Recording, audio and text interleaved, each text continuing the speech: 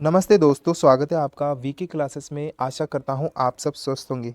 आज के वीडियो में हम बात करेंगे राजस्थान सफाई कर्मचारी भर्ती 2024 के बारे में, जिसमें आपका कोई भी एग्ज़ाम नहीं लगने वाला है, सीधी भर्ती है और 24,797 टोटल पोस्ट है।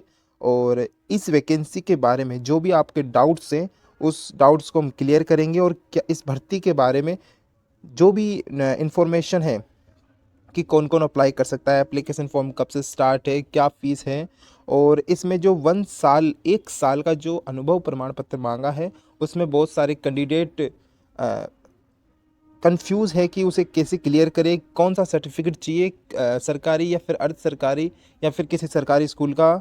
जो भी आपके डाउट्स है आज हम इस वीडियो में क्लियर करेंगे, तो वीडियो को अंत तक देखना। और अगर आप हमारे चैनल पर पहली बार विजिट कर रहे हैं तो कृपया चैनल को सब्सक्राइब कर दें और बेल आइकन को दबा दें, ताकि आगे आने वाली वीडियो की नोटिफिकेशन सबसे पहले आपको मिले। तो चलिए वीडियो को शुरू करते हैं। ठीक है, जैसा कि आप जानते हैं, राजस्थान सफाई कर्मचारी भर्ती का नोटिफिकेशन आउट हो चुका है और साथ ही इस भर्ती में जो टोटल पोस्ट रखे गए हैं वो रखे गए हैं 24,797 पोस्ट।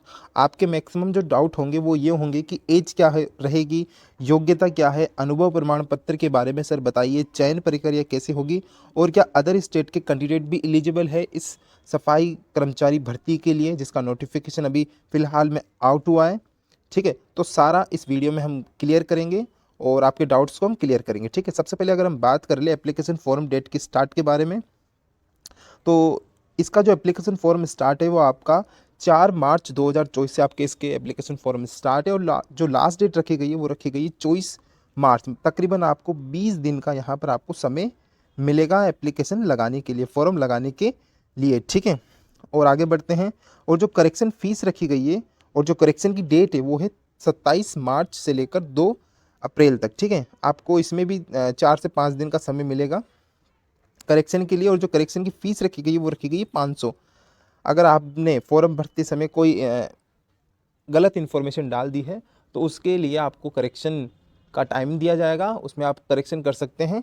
तो इससे बचने के लिए आप पहले ही अपने फॉर्म को बड़ी सावधानी पूर्वक भरें, ताकि आपको फ्यूचर में करेक्शन का झंझट ना हो। ठीक है, आगे बढ़ते हैं।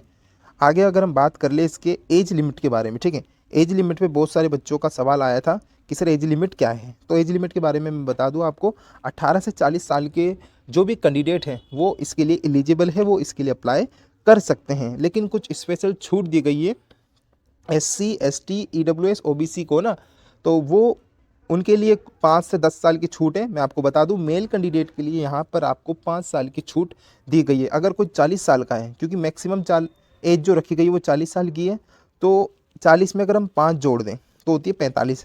तो 45 साल तक का जो कैंडिडेट है वो एलिजिबल है इसके लिए, 45 प्लस एलिजिबल नहीं है। ठीक है, और फीमेल की अगर हम बात कर ले तो फीमेल की जो एज लिमिट रखी गई है, जो छूट दी गई है वो 10 साल की दी गई है। मतलब 50 साल तक की फीमेल इसमें एलिजिबल है।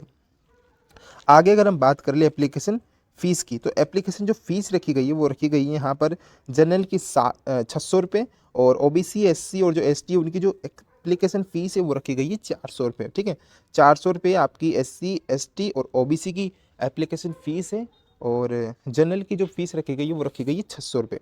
ठीक है, आगे बढ़े। और सिलेक्शन प्रोसेस, देखो सिलेक्शन प्रोसेस में भी बहुत सारे बच्चों का डाउट्स है कि सिलेक्शन प्रोसेस कैसा है, तो मैं आपको सिंपली एक तरीके से बता देता हूँ। सबसे पहले आपका होगा लॉटरी। लॉटरी में क्या होगा कि अगर मान लो, सपोज करो कि अगर 100 वैकेंसी है, ठीक है, तो उसका 3 गुना कैंडिडेट बुलाए जाएंगे ट्रेड टेस्ट के लिए, स्किल टेस्ट के लिए। स्किल टेस्ट में आपका क्या होगा, सफाई आपसे करवाई जाएगी। ठीक है, आपको सफाई करके बताना होगा, वो आपका स्किल टेस्ट होगा।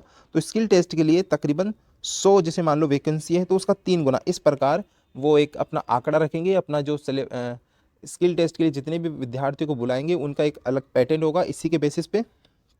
ठीक है, तो इस प्रकार आपकी लॉटरी होगी। उसके बाद में आपका ट्रेस टेस्ट होगा, आपका स्किल टेस्ट होगा, आपको सफाई वहाँ पर करवाई जाएगी। तो ये ज़्यादा इंपॉर्टेंट मैटर है, क्योंकि सारा जो सिलेक्शन प्रोसेस है वो इसी के ऊपर टिका हुआ है। तो ट्रेड टेस्ट की तैयारी आपकी एकदम बेस्ट होनी चाहिए।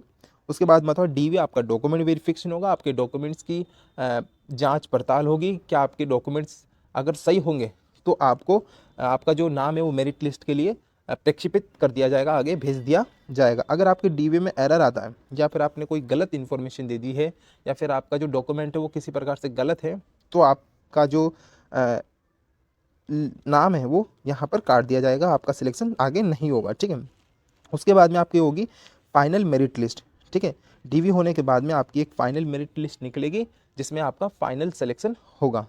ठीक है, उसके बाद में अगर हम बात कर ले एजुकेशन क्वालिफिकेशन की, इसमें भी बहुत सारे विद्यार्थियों का डाउट रहा है कि कौन कौन अप्लाई कर सकता है। अगर जो अनपढ़ है वो भी इसके लिए एलिजिबल है, लेकिन उसके पास जन्म प्रमाण पत्र है तो वो इसके लिए क्या है, एलिजिबल है।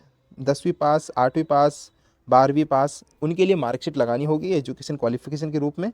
और साथ ही मैं आपको बता दूं, ओनली राजस्थान जो कैंडिडेट है, राजस्थान के जो मूल निवासी है वो राजस्थान सफाई कर्मचारी भर्ती के लिए एलिजिबल है। अदर स्टेट के जो कैंडिडेट है वो एलिजिबल नहीं है। ठीक है, मूल निवासी होना चाहिए राजस्थान का, राजस्थान सफाई कर्मचारी भर्ती 2024 के लिए।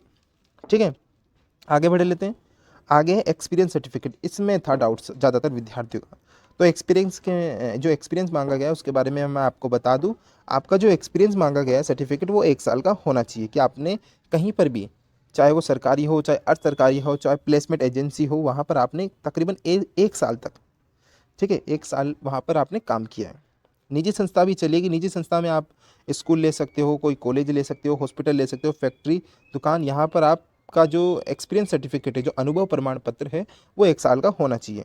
और वो भी कब, बिफोर एप्लीकेशन लास्ट डेट। जैसा कि आपकी जो एप्लीकेशन फॉर्म की जो लास्ट डेट रखी गई वो रखी गई 24 मार्च। ठीक है, तो आपका जो एक्सपीरियंस सर्टिफिकेट है वो आपका 24 मार्च से पहले पहले का होना चाहिए, वो तभी वैलिड है।